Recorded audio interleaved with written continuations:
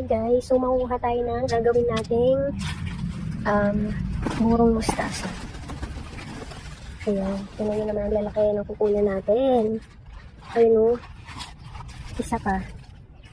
Ayan, ang lalaki nila guys. Isa pa.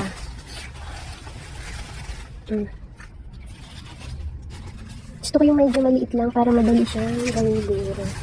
Pili ako ng medyo maliit-liit para madali siyang gawing burong mustasa. Ayan.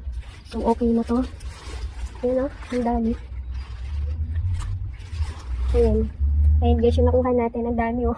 Ilang puno lang yan, pero sobrang dami niya na. Tapos gagawin natin siya. Buro. Ayan, parang bouquet na to. Ayan, pasok na tayo sa loob. Dito lang yan sa munting garden natin. Ayan, at may nag-aabang dito sa loob. Shush! Hindi nakasama. Ito na nga po yung nakuha po natin na mustasa. At ang gagawin po natin dyan ay lilinisin po natin mabuti.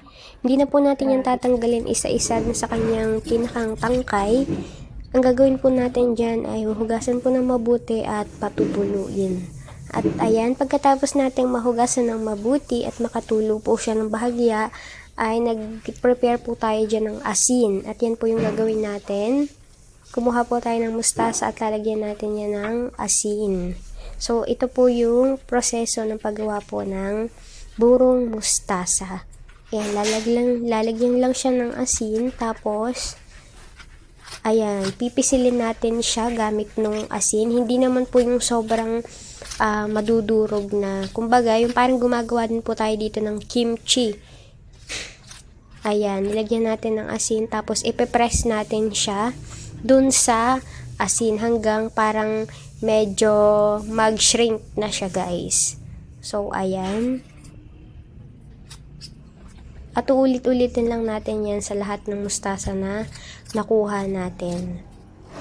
Ayan, make sure guys na maglagay kayo ng sapat na asin ha. Dagdagan nyo yung asin kung alam nyo na kulang siya. Ayan. Mag-refer na lang po kayo dito sa video. At pagkatapos niya na ilalagay natin yan sa isang lalagyan. At ulit-ulitin lang natin yan lahat dun sa mustasang nakuha natin.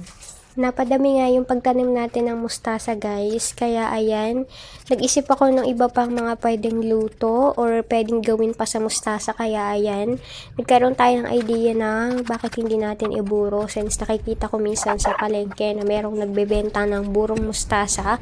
At nag-search ako kung paano siya gawin. Tapos ayan, ginawa din natin para din sa mga hindi nakakaalam. Ayan, pwede pong gawing burong mustasa ang mustasa. Ayan. Pag marami din po kayong tanim na mustasa, ay pwede nyo rin pong gawin yung ganito. Kaysa masayang at uurin sa taniman, ay pwede natin yang iburo. Pagkatapos nyan guys, ay patutuloy natin yan ng 1 oras.